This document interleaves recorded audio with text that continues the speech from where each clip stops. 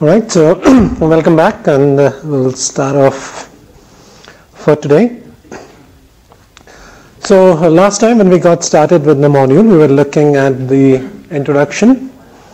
So what we will do is I will have a very, very quick recap of what we did last time, and then we'll try to finish off the rest of the slides in this introductory part of the module. And then, depending upon how much time we have at the end, I will move on to the second set of slides, which will be transport layer. And then we'll see how far we can go on that. All right, so last time we started off with a gentle introduction to the terminology and some of the basic concepts related to computer networks. And we started off by looking at, what is a computer network, and then we say, or what is an internet, and then we said that there are two possible ways in which we can answer that. One is to take the nuts and bolts view to say what are the things that make up the internet, and then the other was the services view to say, okay, what does the internet do for us, and describe it in that sense. Right? So when we looked at the nuts and bolts view, we saw that fundamentally there are the end hosts, which are basically your laptops, your desktops, your phones that or maybe servers. These are the devices that want to connect to the network. Then we have our links, and then we have our routers in the core of the network. And along with these hardware things, we also need some software to run our system, and these would be the network protocols. When we looked at the services view, we said, okay, what does the internet do for us? Basically, it provides you with an infrastructure so that applications are running on computers that need to exchange data with each other. The internet provides them with this particular infrastructure, right? That's what the internet does. And then we looked at the structure of the internet a bit. Here we divided things in terms of the edge and the core. So we defined what is the edge and what is the core. And when we started looking at the edge of the network, we saw that, of course, there are hosts.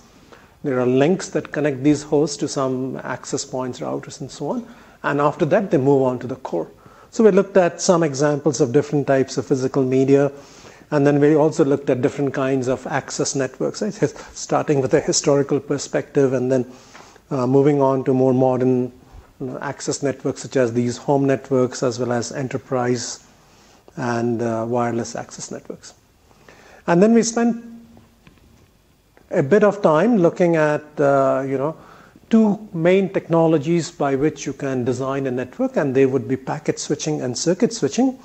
In packet switching, it's very, very multiplexing based. There's nothing reserved for anybody. Whenever you have something to send, you come in and the network will try to help you. Okay? And then in circuit switching, we don't send big messages at a time. We chop up our messages into smaller packets, and then we send packet by packet. And when a packet reaches a router, it first stores it in its memory, and then it looks at where you want to go, does some routing algorithm thing, figures out the best link to follow to get to the destination, and then it sends it along. Right? So we have store and forward networks. And just because we are doing multiplexing like this, and many different users can send their data to the router at the same time, if the incoming rate is higher than the outgoing rate, we'll have queues build up, and then we may have packet losses and packet delays. So we'll look at those a little bit more detail today. And then we looked at circuit switching, and this is all based on reservation of resources for our transmissions. Okay? If you do not want any losses, or if you don't want any delays to experience, so the only other alternative then is you ask the network to reserve some resources for you. While this will prevent, let's say, performance-related issues related to losses and delays, from the network point of view, it's not very efficient because things are reserved for you. And if you are not using those resources, nobody else can touch it during that time, right? So last time we also took a very simple example, where we were trying to calculate how many users can be supported and so on. And we saw that as far as the number of users that can be supported with some probability, circuit switching performs worse. Packet switching is better. But then packet switching does not provide you with any guarantees with delays and losses. Circuit switching does that for you. So depending upon what you want, you pick and choose. Okay? So I think that's where we sort of stopped last time, and now we will move on to the rest of the stuff here, right? So now let's take a look at, or let's talk about how the internet is structured. On Wednesday, we looked at how our access networks look like, right? So for example, what does the network inside a home look like? Or roughly what the network inside something like NUS looks like. Okay? But that's a very, very small snapshot, right? The internet extends over the entire world. We only looked at a very small piece of that within my home or within where I work. But in general, how is this organized? So the answer is that the actual internet, the way, as the name suggests, it's internetworking. It's basically a network of networks. So we have many, many, many small networks, and ultimately we connect them in a certain way, and we end up with the internet. So let's take a look at this, and then we'll try to motivate from there. All right. So let's say this is my home. I have a modem, right? And then I have a Wi-Fi router. And I go, I'm with Singtel, right?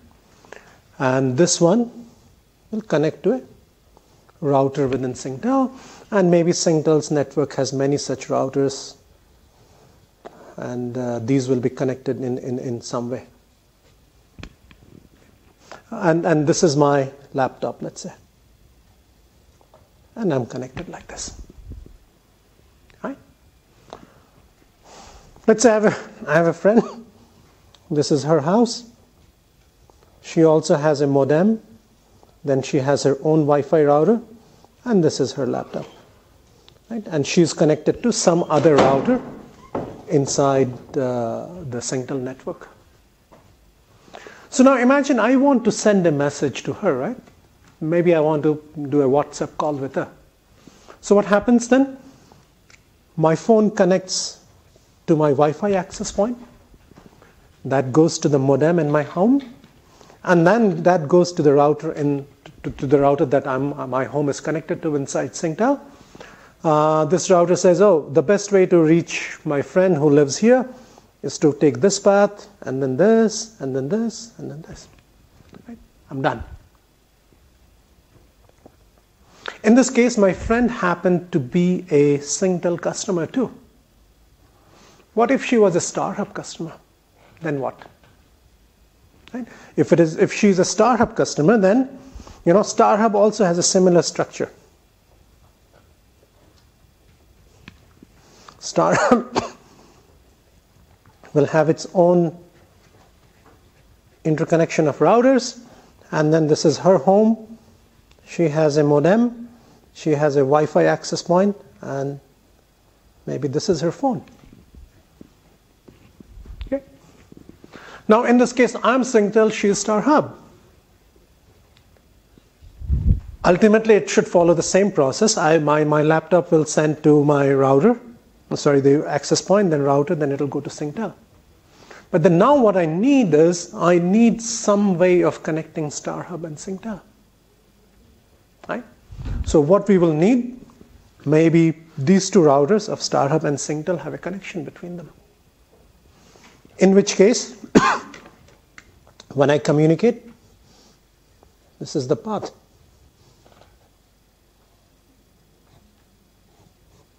To my friend. So here I had two, let's say, ISPs. These are internet service providers.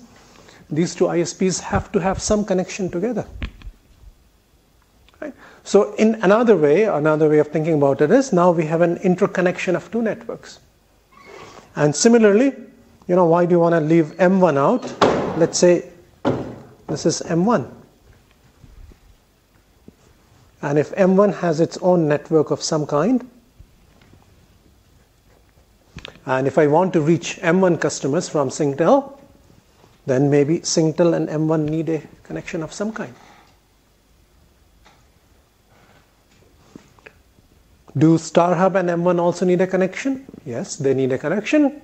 But the way I have drawn it, even if they don't have a direct link connecting them, let's say like this, they can still survive because, let's say somebody from here wants to connect to somebody in M1, so they can go traverse through Singtel and go to M1, right? That's also possible. But I think there's a chair there, maybe we can put it, and then that will help with the banging. Well. All right, what was I saying? Yeah, so we have these networks and then we need some kind of an interconnection between them. So that's sort of what I was talking about earlier, that the internet is essentially a network of networks. But then, I may also have a friend in, let's say, Australia. How do I connect there?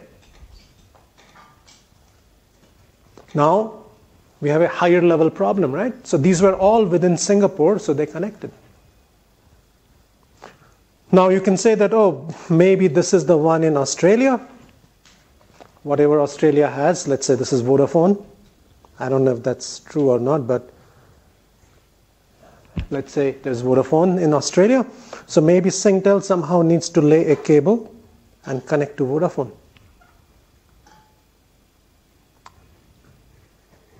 What about somebody in China? Sorry, I don't know China, but let's say Japan, NTT. Then I would need to have a connection with NTT, like this. And why just Singtel? StarHub also needs a connection. M1 also needs a connection to that. Right? So that's one way of doing this. So all over the world, you have these internet service providers, companies such as StarHub, Singtel, M1, that act as access networks. And if you want to ensure that a user in any country, any access network is able to connect to anybody else, of course, you could take the easy way out and say everybody needs to connect to everybody. This is theoretically a correct answer, but practically it's a bad idea, right? Because it's not feasible. There are thousands and thousands of such access networks all over the world. If you tell Singtel that every time a new access network or ISP comes up, you're going to have to lay a cable from Singtel to that particular place, it's not going to work, right? It's just not practical. So scalability is an issue here. This doesn't work so well. Right? In a network like this, how many links are there? N into n minus 1 over 2. Right? If there are n such networks, the total number of links here you can easily calculate. It's n into n minus 1 over 2. So that's order of n squared, sort of. So that's not very good. So what else can we do? So what is done is that, so of course we have these small ISPs in every country, right? So Singapore has 3 or 4, whatever. Why don't we have a company which we will call a global ISP, and this guy's job is that it will have connections to every country in the world, or at least roughly the region in the world. Let's say maybe Singapore has it and Malaysia connects through Singapore, something like that, right? So then we have this concept of global ISPs, and what they are is, they are also a network on their own, like we have here. Right? They have their own network of routers, but then these guys, their specialty is that they take wires and then they connect to different ones. So as Singtel, all I need to do is I need to connect to this global ISP, let's say right here. And no matter which country I want to go, I will just traverse the routers of this global ISP and then go to that country. Of course, the global ISP will not do it for free. I will have to give them some money. They will charge me. Just like you pay Singtel StarHub to give you internet connectivity, these guys will also charge. Okay? And that's usually the way things are done. So we have a hierarchy. At the bottom, we have our local ISPs like Singtel StarHub, and then we have a global ISP. What makes you a global ISP? one way of answering that is to say, oh, you have a connection, you have connectivity, you have cables laid up to many, many different parts. So then you can, am I a global ISP? It's like, if you have to ask whether you're a global ISP, then you're not a global ISP. It's just, if you're big enough, you know you're big enough. Right? And if you ask how many global ISPs are there, there's no official number, but roughly about 15 to 20. Companies such as Sprint from the US, AT&T from the US, NTT Docomo from Japan. So these are examples of global ISPs. Okay.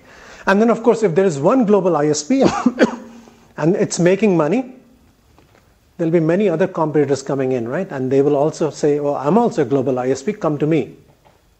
Why doesn't Singapore have only one single ISP like Singtel? Because there is money to be made. So if Singtel can do it, StarHub can do it too. So competitors will come up.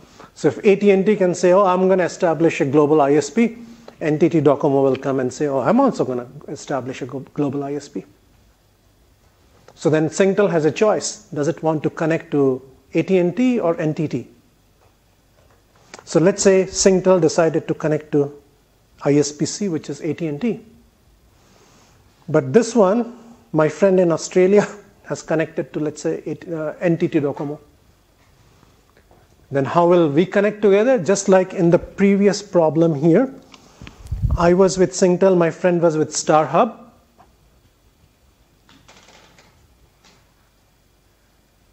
I was with Singtel, my friend was with StarHub. We needed a connection between Singtel and StarHub. Now it's the same problem, except at a higher level. My ISP Singtel has connected to AT&T. My friend's ISP in Australia has connected to NTT Docomo. So now we need a connection between AT&T and NTT Docomo.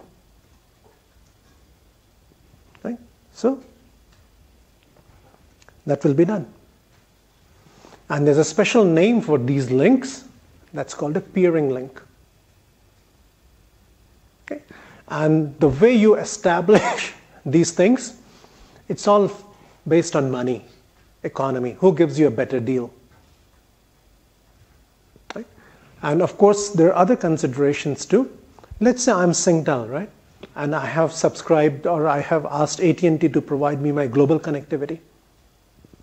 If for some reason something happens to that link, Singapore is an island, right? So what link do we use to go outside? It's an underwater submarine cable.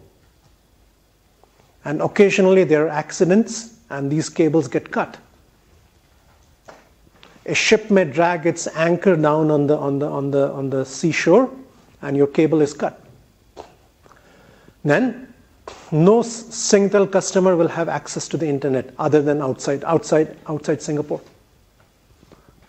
So if you want to avoid those things, you may say, I have a relationship with AT&T. I also have another link as a backup that goes to a second one for redundancy. Sometimes it's not just redundancy. What kind of deal is AT&T giving me? AT&T may say, oh, for traffic that goes to USA, I charge you X cents per gigabyte. But for Europe, I charge you Y cents. But this other ISP may give you a different deal. They may say, oh, Europe is cheaper or something. So you may say, oh, all the European traffic I'm going to send through this ISP. All the American traffic I'm going to send through the other ISP. So you can do all those, you can play all those games also. But in most cases, you may have connectivity to multiple global ISPs. Okay. Sometimes ISPs may not have a peering link. And just like you have stock exchanges where different companies can buy and sell, in the internet we have these points called IXP, Internet Exchange Point. This is like a building with many, many routers in them. And then you interconnect them. Or maybe it's a single router with many wires coming in, one coming from AT&T, one coming from NTT, whatever it is. This is like a meeting point where you can exchange cables. So those are also possible. And in this particular figure, we just have two levels of hierarchy, right? You have your local ISP, you have your global ISP. Things don't have to be so well structured all the time. In Singapore, it's just that. There's local ISP, then there's a global ISP, right? Singtel, StarHub, M1, and then whoever they connect to. But in some of the other, maybe a little bit geographically bigger country, you may even have regional ISP. So, just to make up a story, let's say, maybe within the province of Guangzhou, whatever cities are there, they may connect to, there may be multiple ISPs, but there may be a province-wide ISP where all the local ISPs connect to. And that will be your regional ISP or regional network. And then this regional network will connect to the global ISP. So you can also have things like that. And then you have people like Google who are special because they're rich and powerful and they have a lot of money, a lot of data too. So what Google does is it says, I don't care about all these, previously we were saying, it's so difficult and expensive to lay cables to every country. Google says it's not expensive enough for me, I have enough money. So what Google does is it has its data centers, I think 17 or 18 data centers worldwide. One of them is actually in Singapore. So Google does, it takes cables from these data centers, spends its own money, and takes those cables to different countries and different cities. And Google will say, all right, I have my data center. From here, I will take a cable and connect it directly to Singtel. I will connect it directly to StarHub. So any YouTube video or any Google search you do, you don't have to go through the global ISP. You just go to your local ISP and directly enter Google's network. So some of the content provider networks such as Google would do things like that. Even YouTube and so on, they sort of do that, but that's sort of related. So this is another way of looking at the hierarchy. And you have your local, you have your regional, you have your global ISPs, and then you have people like Google who can directly connect to your local ISP or through internet exchange points or to Tier 1 ISPs too. Questions?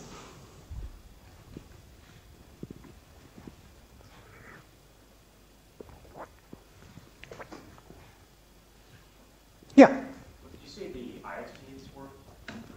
Internet exchange points. Okay. And how is that different than the peering link? So peering link is a relationship between two ISPs. You are an ISP, I'm an ISP. You are StarHub, I'm Singtel. We decide we should have a connection between us. But an IXP, many different ISPs come together. And they all connect together in some way. So it's like an exchange point where many people can come and exchange between each other. A peering link is just between two ISPs.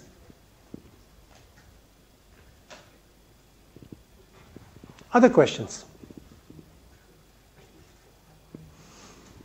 All right, so maybe now what we will do is, since we are talking, this is a networking course or module, by the way, terminology is going to change in NUS and we're going to go from modules to courses, unless if you've not heard already, but anyway,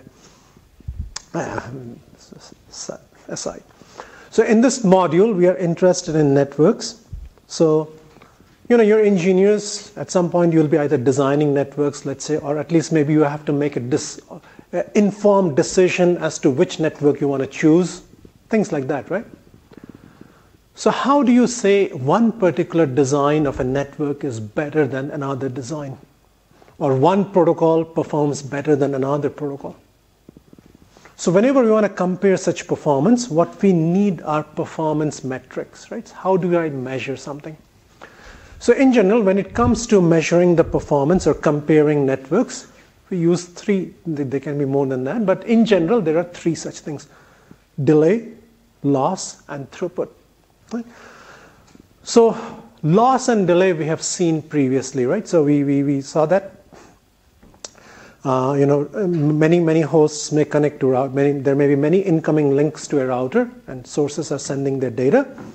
And once you send your data to a router, it's temporarily stored in the router's memory or buffer or whatever you want to call it. And if the incoming rate is higher than the outgoing rate, the buffer will slowly start to fill up. And if the incoming rate is consistently higher than the outgoing rate, at some point your buffer will fill up and you will experience delays. Right? Let me show that to you. Sometimes an animation is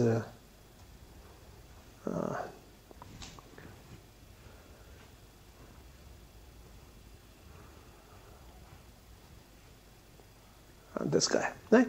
So here I have one incoming link and I just have one outgoing link. This is the buffer, this is the memory. Each one of them can hold one packet. And, if the incoming rate is, let's say, 350 packets per second, and outgoing rate is 1,000 packets per second, we don't expect anything. You're sending me little, I can take out more. Packets will come in, they will be stored, and then they will go out. Right? But if I change this, and I say, let me reset this guy. Packets are coming in at 50 and outgoing is 350. Then what we were doing is we are sending in more packets than we are sending in packets at a faster rate than we can take out. Right? So as you will see slowly, if you give it enough time, you will see that slowly the queue will start building up because we are sending in at a faster rate. And for example, right now the red packet has to wait for the blue and the pink packets to leave before it can be transmitted. So it's experiencing some delay, right? Right now there's a blue packet, a red packet in the end. Now it has to wait for all the packets which came before it to be transmitted before it can go out. So that's the delay part of things, right? And almost filling up that buffer. And once that completely fills up, you will see that any incoming packet that comes in will be dropped. That gray packet just got dropped, right? You just saw that. All right, the blue packet got dropped. So that's basically your packet loss and delay. Now, when it comes to delay, of course, there's this queuing delay. But there are other components also that contribute to this. In general, there are 4 contributors to the delay that a packet will experience in a network. And those are your processing delay, queuing delay, transmission delay, and propagation delay. So you just saw queuing delay. You enter a router, there are packets waiting in front of you, so you have to wait for them to be transmitted before you can be transmitted. So that's queuing. And this is variable. If you look at the animation that we just did, some packets had a shorter delay, some packets had a longer delay. Same thing, if you try now, let's say this is still in the daytime, it's 4:30 or so, you would experience relatively moderate delay, maybe let's say in the queues that you'll experience.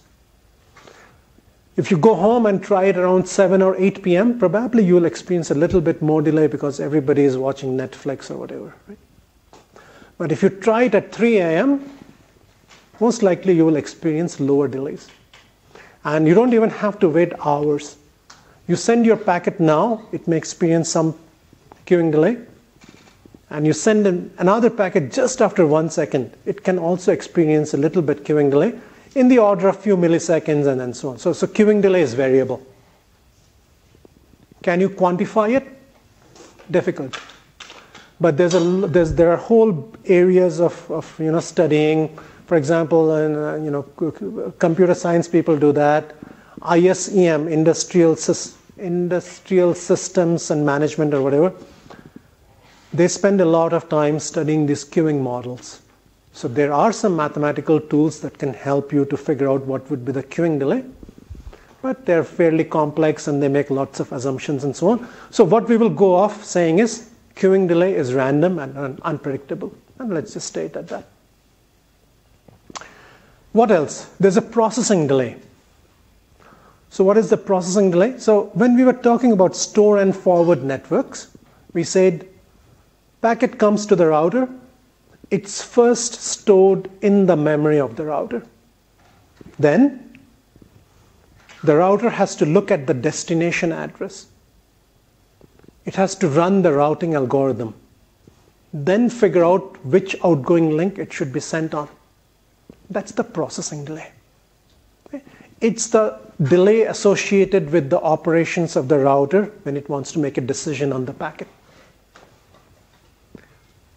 Most routers these days, especially the commercial ones, are very, very specialized and they run very, very fast processors. So for all practical purposes, you can neglect this processing delay. It will be in the order of nanoseconds maybe these days. It is there, but it's very, very small. So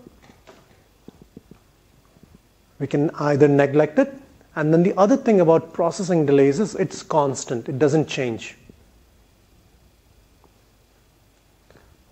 There is one part of the processing delay which is sometimes the routers will check if there is any error in your packet or not. The time it takes to check whether there's an error in your packet or not depends on the length of the packet. If you want me to check 5 bits, I can do it quickly. If you want me to check 500 bits, it takes a little bit of time. Longer, relatively, right? But again, these are very, very fast devices, so we can usually neglect that. Then there are two other components. There's the transmission delay, and then there's the propagation delay. Okay? So the transmission delay is related to the time it takes to transmit the bits. So what is this time to transmit the bits, right? So in a very simple example, right? If I think of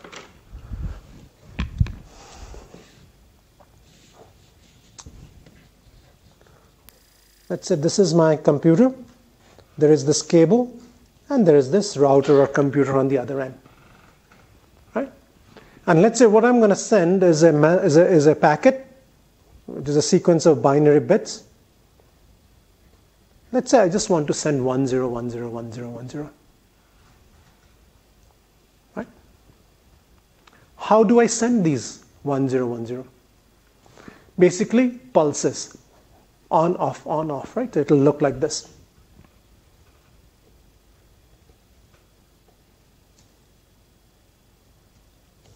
So this is a 1, 0, 1, 0, 1, 0, 1, 0. There's a pulse. What is the width of this pulse? Some time. Depends on the specifications. Your standards will say, oh, each pulse should be 5 seconds. Too much, but yeah, 5 milliseconds, microseconds, something. So in order to send these 8 bits, your data link would have some data rate. Let's say 1 Mbps. To put these 8 bits on the wire, packet size divided by link rate.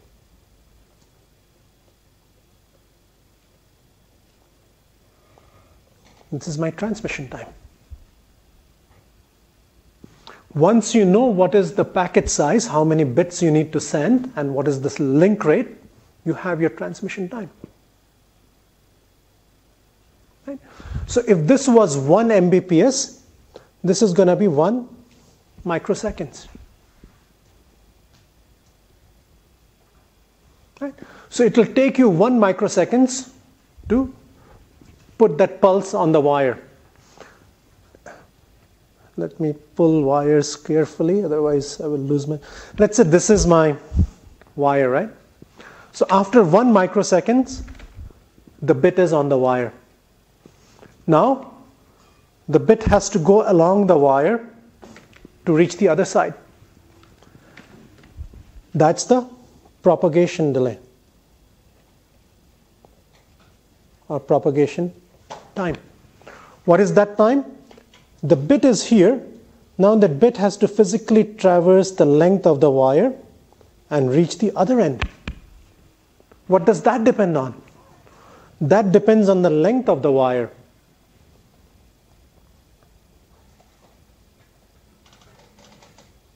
Length of link or wire, whatever you want to call it.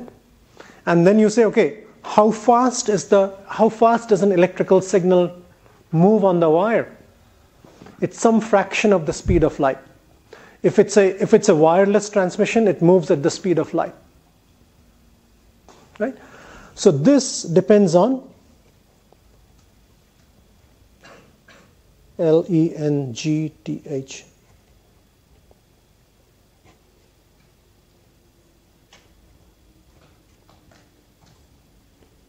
Signal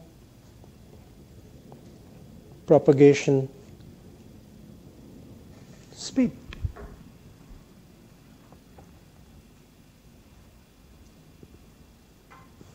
Right, so let's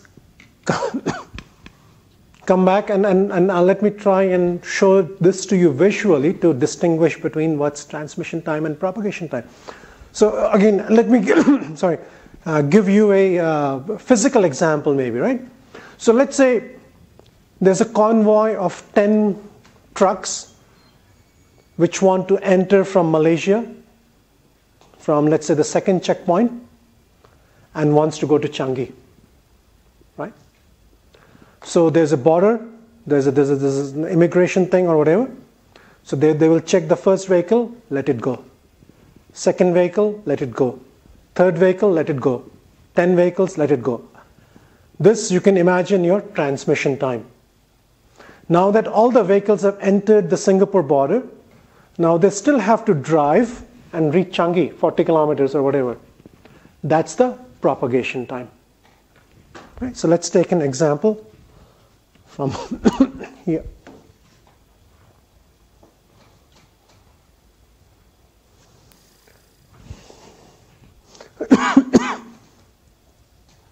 Let's make this bigger. So let's say the length here is 100 kilometer, and then the propagation speed is the speed of light, 2.8 into 10 to the 8 meters per second. And my packet size is 100 bytes. Maybe I'll make it a little bigger, 500 bytes. And the rate is 512 kilobits per second. Oops, mistake. I will make it longer than 1000 kilometers per second, and maybe this is one. All right, let's try. So you will see that first, slowly the bits will be the sender will start putting one bit like that, and then they will start moving. Okay, now it's putting the bits. Now all the bits have not been put yet. And this is the first bit in the whole packet which is moving along. The rest of the bits are still being transmitted while the first bit is moving along. And I guess, yep, this is the last bit of the packet. Just like in a convoy, the first car will reach first and the last car will take some time to reach the other side. Now, the first bit has reached and the rest of the bits are following along. And at some point, all the bits will reach the destination.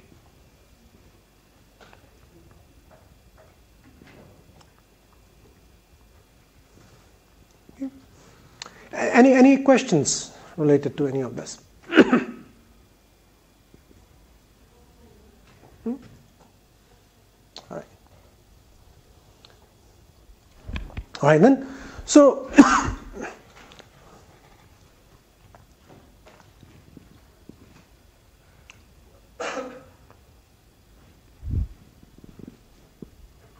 why is it so slow? Anyway, all right. So this is your four components of the delay, your transmission, propagation, and so on. So previously we had one, we were talking about queuing delays, right? And then I said, oh, queuing delays is very difficult to model and so on. But let's have some intuition as to what the queuing delay depends on and what its general characteristics might look like. So for any link, the queuing delay depends basically on what is the rate at which you're giving data and what is the rate at which you're taking out data. Right, so if you look, if I do this here, this R is the link bandwidth, right? So this is the rate at which I can take things out. And let's say I have A packets coming per second, and each packet is of size L. So what would be the rate at which bits are coming in? L times A. Right? That is the incoming rate. Packets per second multiplied with size of each packet. That is the bits per second I'm getting in. And if I divide it by R, which is the outgoing rate, this is what we usually call traffic intensity. Incoming rate divided by outgoing rate. If it is close to 0, it's going to be a positive number anyway, right? If it is close to 0, that means incoming rate is much lower than outgoing rate. In this case, your queuing delay will be close to 0. Just like this highway here, there's nobody, so you don't expect any delays. But as this increases, and you sort of hit 1 or you get close to 1, that means your incoming rate is sort of getting close to outgoing rate, you will see your delay shoot up. Okay. That's sort of here. And conventionally, the rule of thumb, or says as long as you're running it at less than 80% or 70%, you are okay, more or less. Won't be too bad. But utilizations above 80%, 90%, you're going to experience problems in your network. Queuing delays will be very high. All right. Then the other thing you may ask is, okay, how do real-life delays look like, right? If you want to do that, there's this program called traceroute. It's freely available. You can download it and you can try it out. And the way it works is that your computer will send out probes, and when it gets to a router, the protocol says that the route these are special packets following a certain protocol, and the protocol says when a router gets it, it's supposed to return it back. It checks certain conditions and then it returns it back. And then you measure. I sent at time t, I got the reply back at t plus something, so that this must be the delta or the delay. In the good old days, in the 70s, 80s, 90s, it was all good. But then people started exploiting this to launch attacks on routers. They send them so many of these probe packets or test packets that the routers sort of experience a denial of service attack, and they have no bandwidth left for real data. So most routers now will ignore these packets, especially inside an enterprise like NUS, right? So let me show that to you.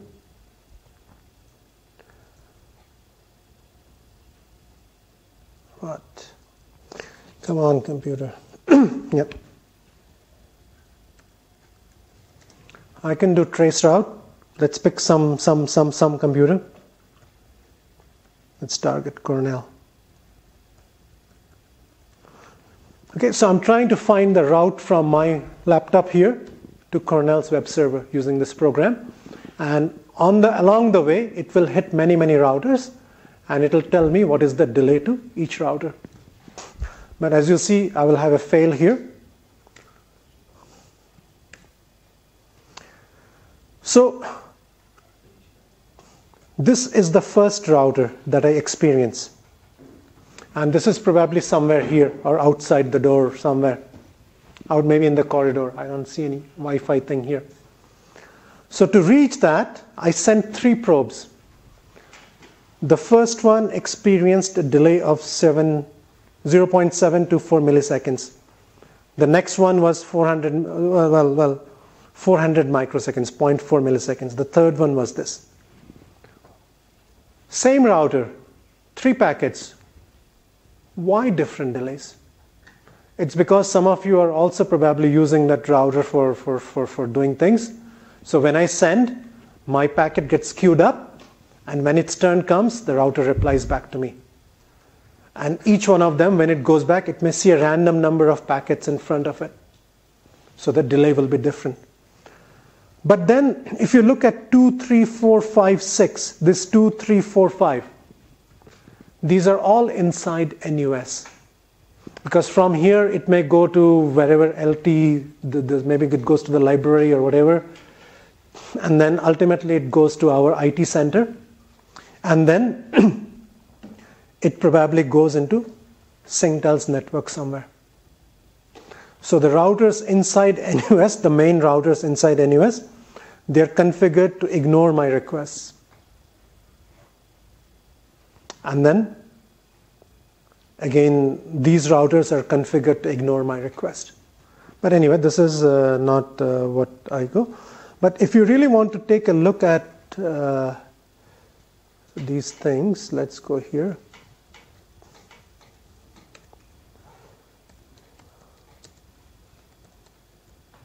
You can Google online ping, and the first result that comes out is this ping.eu, right? So you can go there and ask it to do traceroute for you. And this is a machine somewhere in Germany. And what it will do is, from that machine in Germany, it will run tests for you. And I can say, please find www.nus.edu.sg.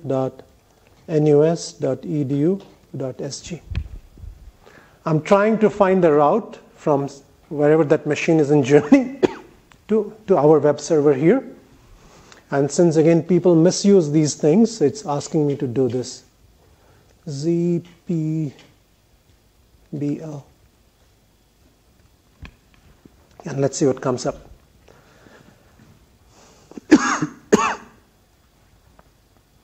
Again, the first router, wherever it went, was configured not to reply. The second one, this is the second router. About 0.3 milliseconds, 0.2 milliseconds, again 0.3 milliseconds. Okay. And then this is in Germany. This DE means Deutschland, so it's Germany, Germany. 2, 3 links. Okay, and then it says no reply for 5 hops, assuming we reached a firewall. Let's try something else. Let's try Cornell again. PHCN.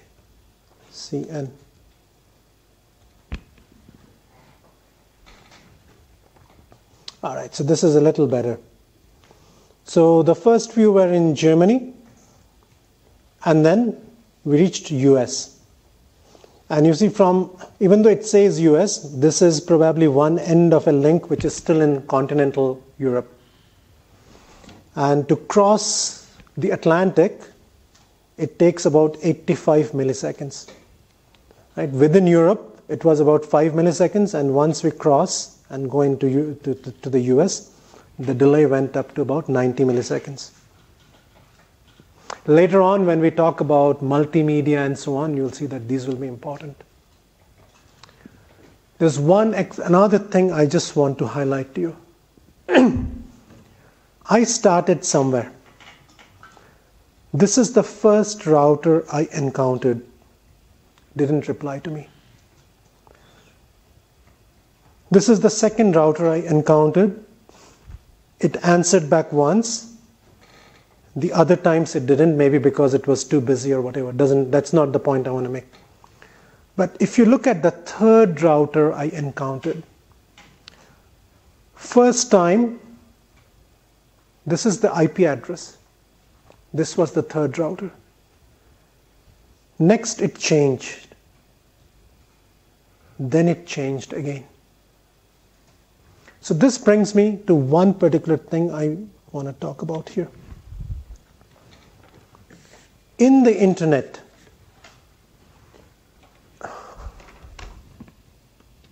in packet switching, what I said is, we take our file, we break it up into smaller packets, then send packet, packet, packet, packet.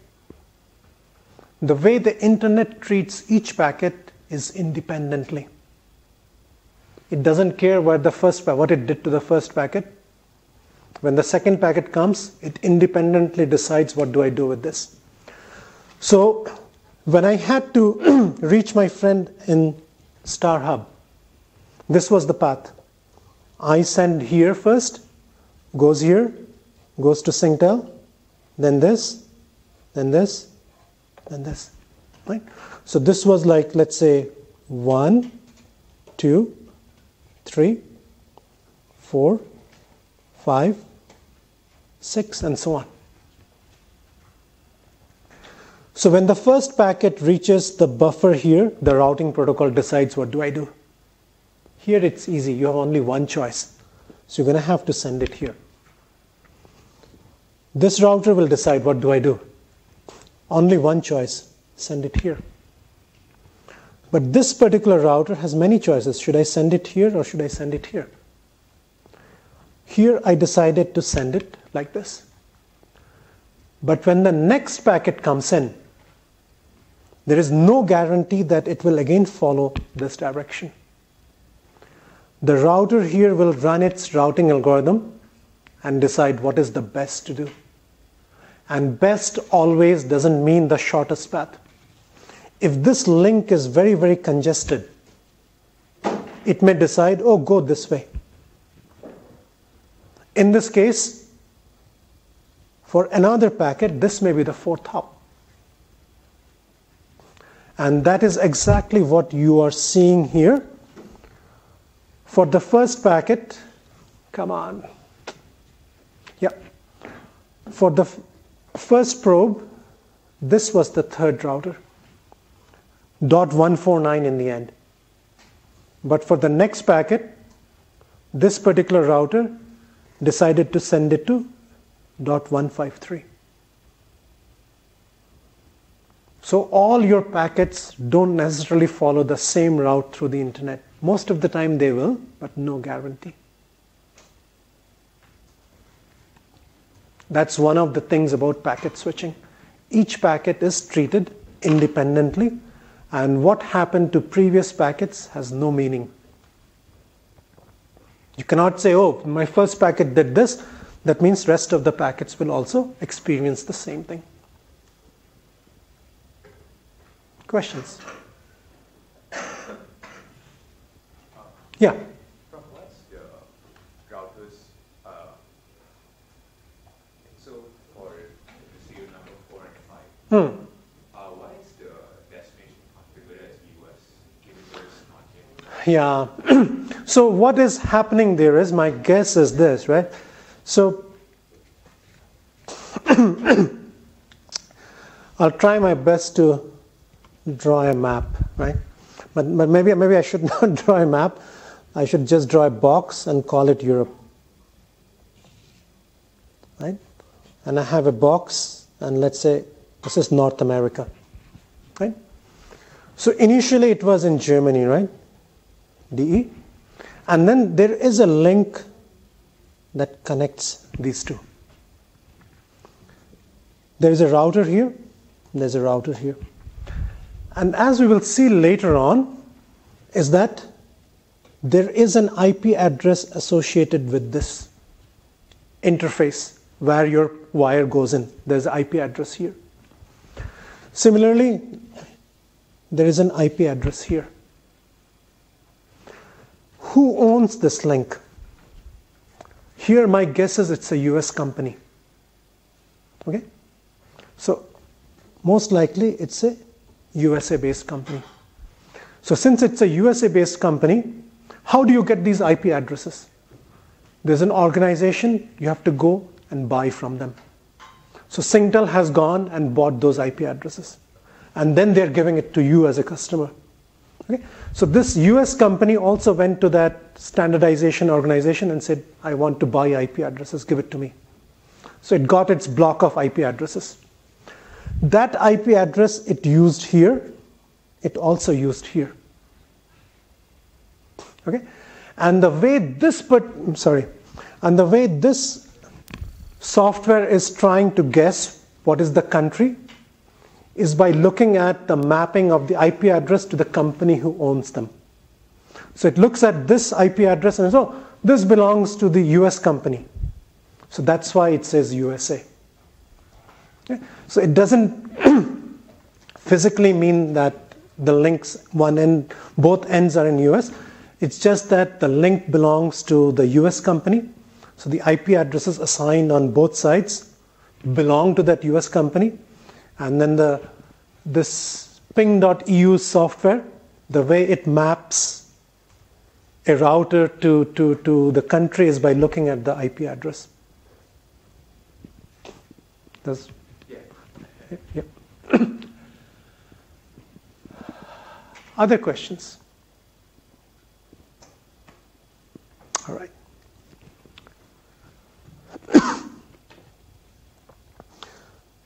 Okay, so this was the looking at delay part.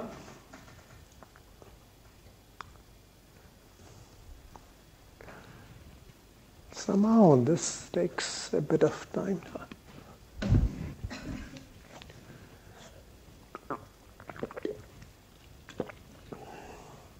All right. So this is sort of what we were looking at in my own laptop as well as in that ping.eu thing. Okay, packet loss we already talked about. If the incoming rate is higher than the outgoing rate, then the buffers will fill up and we'll start having losses. So that was delay and packet loss. And of course, if you're comparing two different networks, it's obvious that I want to minimize. So the network that has lower packet losses is better than the one that has higher. The network that gives you lower delays is better than the one with higher delays. The third metric which we usually consider is throughput. Throughput says I am trying to, let's say, download a file or upload a file with my friend or some server. At the end of the day, what is the bits per second I got? How many bits per second was I able to transfer? That is the throughput. And in general, there are many ways in which you can measure the throughput. You could say, I have a fairly large file. It's going to take 2 hours to upload. Let me look at it over the whole 2-hour period. Or whatever. I had to upload 1 GB. Let's see how long it took. So I'm going to divide 1 GB by the time it took. I get a long term. So that's sort of the average. Because this throughput, the amount of bits per second you can transfer, also can vary over time because the network can be congested and things like that. The other option is you can say, I'm going to take, I don't care about long term. I want to know how much I am getting right now. Most of your phones would have an app or something that will tell you what is the rate right now. Right?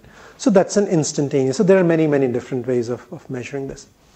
And in general, from your machine, let's say this is your machine, to the server, or from the server to your machine, you're never directly connected, right? You have to pass through different links, different routers. And each of these links would, in general, have different capacities. So you may have a 1 Mbps link coming to your, 1 Gbps link coming to your home, or maybe you have a Wi-Fi, so there are different rates.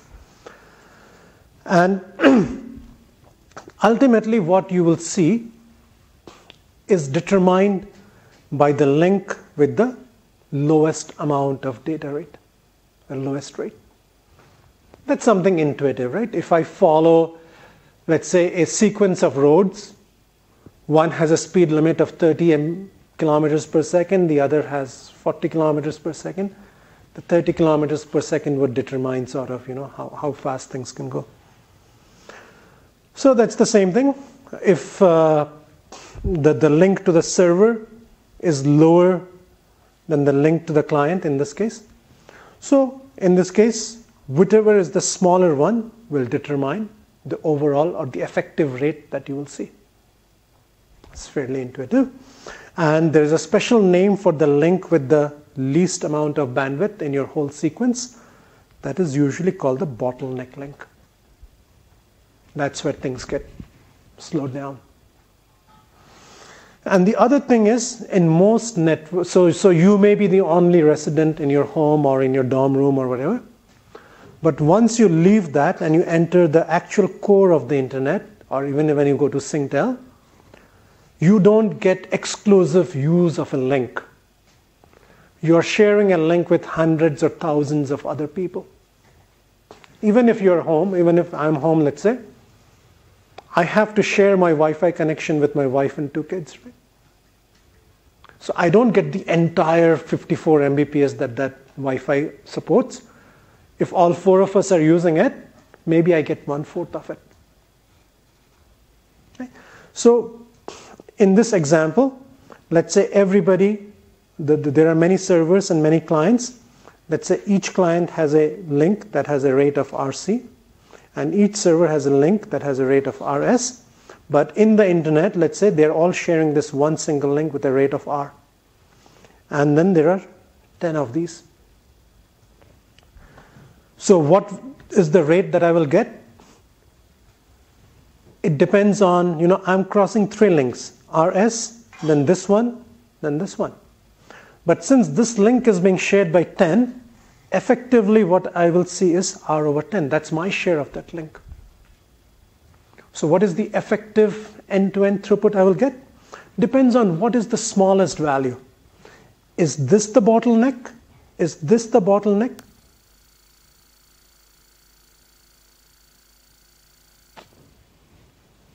Come on.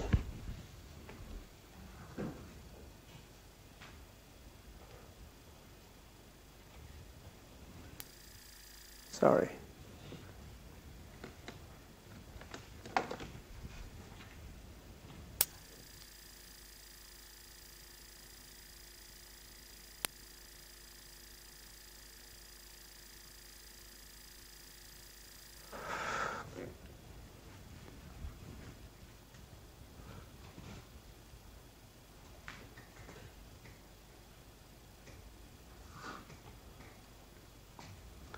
What's wrong with you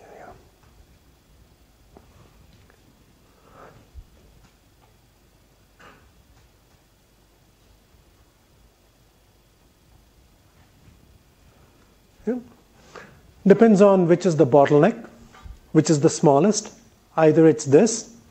Here each one gets R over 10. So either it's this or it's this here. So the end-to-end throughput will be determined by the smallest of these 3 values. And in general, the link in the core of the internet, that's not the bottleneck. It's most likely an optical fiber with lots of different wavelengths that it can support. So the one in the core is not the problem. And for most of the servers, if it's a Google or Microsoft or Amazon or something like that, this RS is also not the problem. They would also be quite well endowed. Most of the time, it's our own link at home which will be the problem, which will be the bottleneck. All right, so let's wrap up and finish off this by talking about protocol layers. So when we have talked about the internet, hopefully by now you would feel that, if I give you the job of designing the internet, right? I say, okay, I need an internet. No internet exists right now, or it exists. I want you to build your own parallel internet. Hopefully you will agree that it's a fairly complex problem. It has to be geographically distributed over the entire world. There are many, many different problems to solve. So it's not an easy thing. It's not an easy system to engineer. So then what approach can you take? Well, one approach is the usual we do whenever we are faced with a complex system. Whenever I give you a complex system to design, you would say, all right, let me break it up into smaller individual problems which are easier to handle. Okay? As an example, let's consider air transport. Right? So I want to fly from Singapore to some country. So I'm trying to create an airline, let's say, or the air transport business. So if I think about what needs to be done, we need to be able to sell tickets to customers. Then when they come to the airport, they should be able to, get a boarding pass, check in their luggage. Then maybe we need to do a security check, then put them on the plane. And then somebody has to fly the plane, go to the destination, and then the reverse process, disembarkation, collecting your baggage. Maybe if the service wasn't so good, you shout at the ticketing agent on that side, and then you go home, right? So something like that. So one way of thinking is, let's break it down into these individual pieces which are much more manageable. So I will have a division that will only look at ticketing. I will have another group which will only look at check-in. I will have another group which will only think about how do you do security and boarding. And then I will have another group whose job is to, let's say take off. And then maybe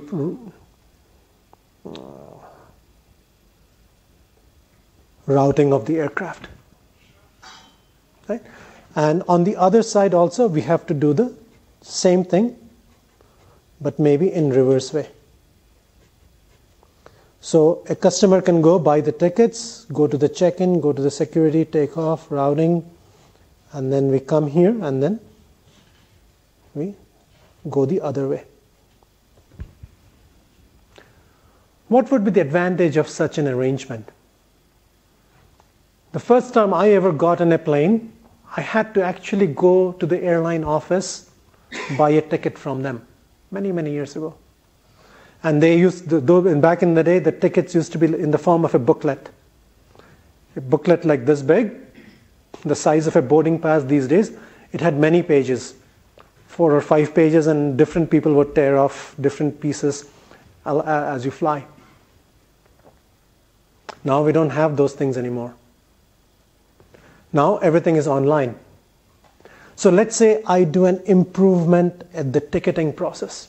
I change completely the way that we do ticketing.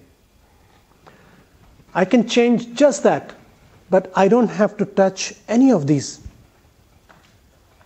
So I can easily enhance any one component of my system, and it doesn't affect. If everything was one single piece of design, every time I change one thing, I will probably affect something else. Maybe something your generation is familiar with, maybe checking in. Even 2-3 years ago, if you had gone to Changi, it was a manual counter, right? You go, you stand in line, some human helps you. But maybe more than half of the check-in counters such in Changi are gone, and it's all automated now. So they changed that, but that doesn't mean you have to change your ticketing, doesn't mean how you fly your planes and so on. So it's more modular. And it makes managing, enhancements, troubleshooting, and so on much more easier. So even in the internet world, then what we can do is we can think, can we do this breaking up into smaller components? What are the things that we need to do in the internet? And then maybe we do it like that. And that is what we call layering.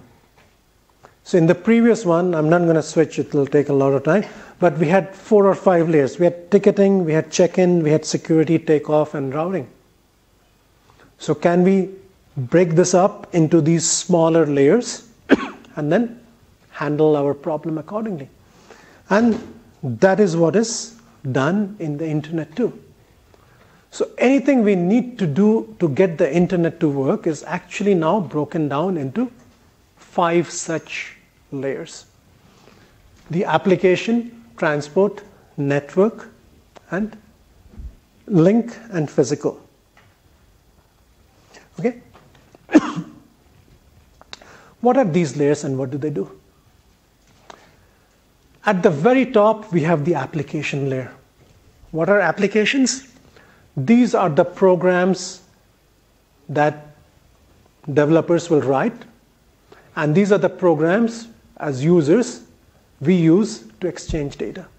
For example, web browsing or web browsers are an application. Email is an application. WhatsApp, Skype, applications. Okay? These are the protocols or the pieces of software that will generate the data or consume the data that we are transferring over the internet. Okay? So we will start off. It's already here. So we will start off at the application. So we'll create our data at the application. Next, we have the transport layer. The transport layer's job is to provide connections between applications running on different systems. So for example, I have a web browser running here. And I want to connect to ping.eu, just like I did a few minutes back, right? What is ping.eu? It's a web server somewhere in Germany. So the transport layer's job is to provide this connection between my browser and the web server application, which is again a program, right? That's running on a server somewhere in Germany. So it provides that connectivity logically. So my browser here thinks it's connected to that server. That connection has to go physically through many links, many routers, and so on. But as for my browser doesn't know any of those. It doesn't know that the next is a Wi-Fi. It doesn't know that next I have to enter Singtel. It doesn't know that it has to cross a transatlantic or some underwater cable. Doesn't know, doesn't care. All it knows is I am connected to a web server there. So it's a logical connection. So transport layer provides this logical connection between two processes or two programs that are running on two machines, and these are applications running on two machines. And these these applications are the ones that want to exchange the data. What are examples of transport layer protocols? TCP and UDP. The most common ones, and we will talk about them. And one thing, previously when I was talking about application layer, the examples I gave of application layer protocols are applications where web browsing, email, and so on, right? Those are the common names, we know them by, but there are standards and protocols that define how email should work. And the protocol for that is called SMTP, Simple Mail Transfer Protocol. The protocol that governs how web browsers talk to web servers, that's HTTP. So those are the actual application layer protocols. All right. Next is our network layer. The network layer's job is to do the routing. Right? Yes, not yesterday. Wednesday we were talking when a packet comes to a router, the router looks at the destination address and then decides, should I go this link, that link. That's the routing job. That's done at the network layer. And IP is the most widespread, by all practical purposes, this is the only network layer protocol that's used out there. Okay. Below that, we have the link layer.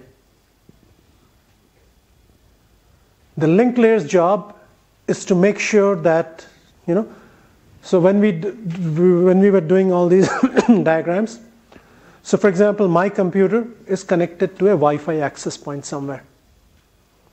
The link layer protocol running on my computer, its job is to make sure that the antenna here, from here, I transmit and it successfully reaches the Wi-Fi access point. Just from here to the next hop. What kind of problems does it need to solve? All of us are on Wi-Fi, let's say, and we are all connected to the same access point. If I am sending something, you're also sending something at the same time to the same access point, it's not going to work.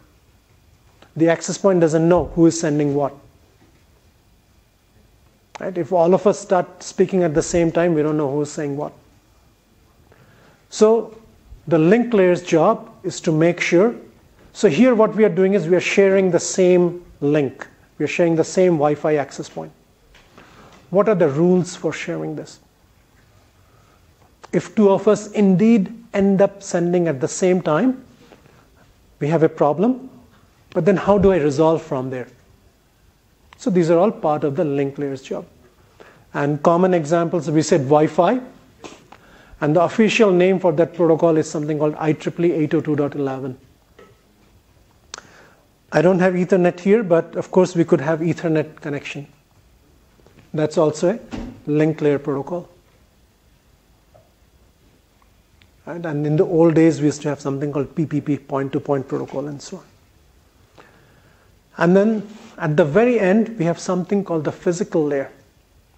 So physical layer's job is to actually transfer the bits from here to here. So physical layer takes care of things like, if it's a Wi-Fi, so the physical layer's job is to convert those zeros and ones that I want to send into appropriate electromagnetic waves that will be received at the other side. If it's an Ethernet link, the physical layer's job is to convert my zeros and ones to electrical pulses of the right shape and timing and so on. In an optical fiber, the physical layer's job is to convert zeros and ones to light pulses. And at the receiving side, to convert the light pulses back to electrical signals. So in this module, we don't care about the physical layer much, so we'll not be talking about that. Right. So in today's internet, these are the 5 layers. But for anything like this, the internet is spread across the whole world. All computers, all countries should agree that these are the 5 layers. Right? So there should be some standardization that needs to happen. And this is just there for historical reasons. Back in the late 70s, there was an effort by ISO, the International Standardization Organization, to define these layers. And standardization is a very, very nasty game. It's very, very political. Political could be country-to-country politics, or it could be company versus company politics. This was more of a country versus country politics. Back in the day, USA versus USSR and things like that, right? So while countries fight their games in these standardization meetings, engineers don't sit aside and wait for politicians to decide what to do. They design their own protocols and they start deploying it. So at the end of, they started somewhere in the mid-70s, the standards came out in the early 80s. They said, there should be 7 layers. But networks based on 5 layers were already in existence and quite well established. And if I have a well-running if I have an operational network that works okay, and then tomorrow you say, no, you have to reinstall and do something like this, I'm going to say, no way, I'm not doing it. So standardization lost out in this case, and common sense prevailed, I guess. And we have our current system is based on these 5 layers. But it doesn't mean that these extra 2 layers, this presentation and session layer, whatever they were supposed to do is actually done either here or here anyway. So it's not that we are missing out on something, it's just the way we demarcate. Okay, so that's all right. So now the way things work is my application will create the data that I need to send, right? This is the message, and then it will pass it on to the transport layer. The transport layer is going to take that message, and then for the transport layer to do its job, it will add those headers. Like last time when I was talking, I said, all right, I made a packet, but for it to reach the destination, I need to add some extra information. Those are the headers. So for the transport layer to do its job, it will add some headers to it. And then it's going to go down the protocol stack. it's going to give it to the network layer.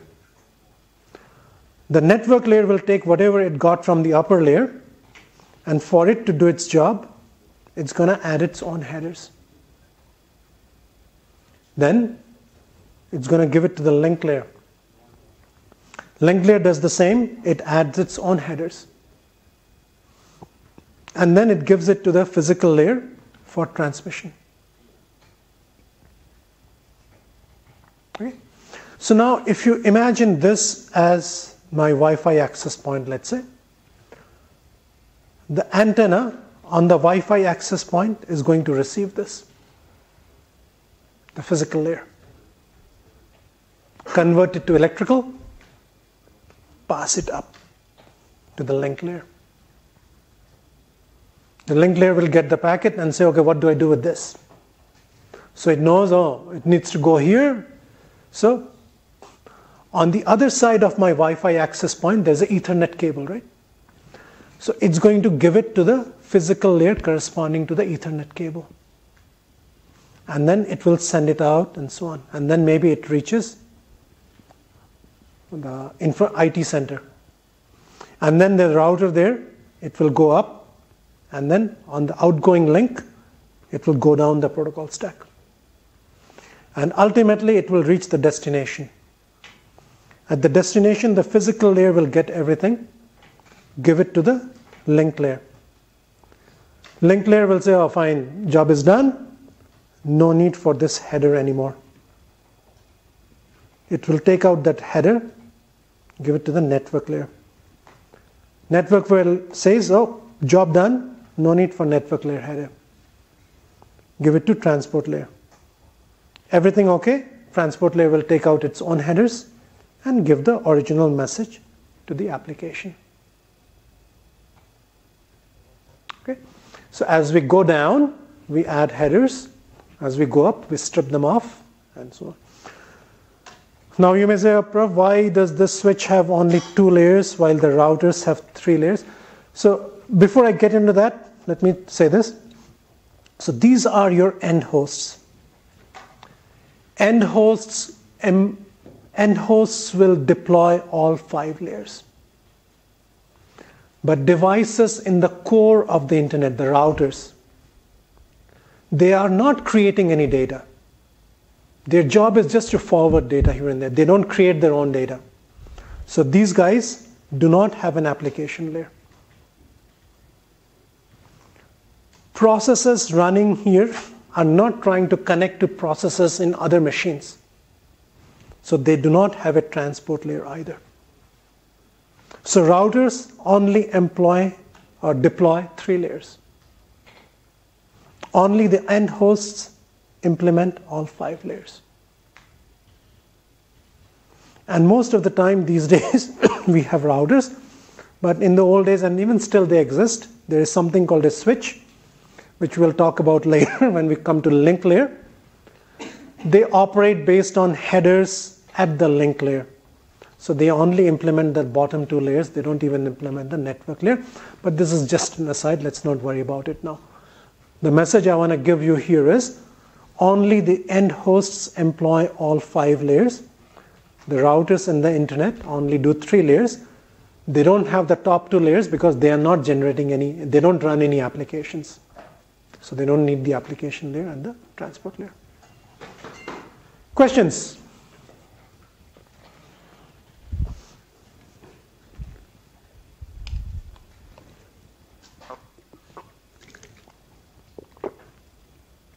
Everybody wants to go home Friday evening. All right? No? All right, then I think we stop here for today. And on Wednesday when we come back, we will do transport layer.